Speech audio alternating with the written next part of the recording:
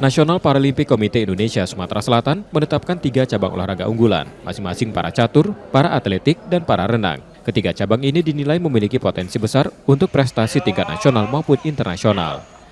Selain itu, NPCI Sumsel telah memetakan atlet muda disabilitas potensial dan memasukkan mereka dalam program pemusatan latihan daerah. Kalau cabur itu kan kita selalu melirik cabur-cabur yang atletnya sedikit tetapi medalinya banyak, yaitu cabur olahraga renang, catur, dan atletik.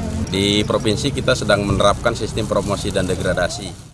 Sebagai bagian dari pembinaan intensif, fokus pengembangan atlet akan terus berjalan dalam beberapa tahun ke depan untuk memastikan talenta lokal siap bersaing di panggung prestasi. Nur Muhammad, Kompas TV, Palembang, Sumatera Selatan.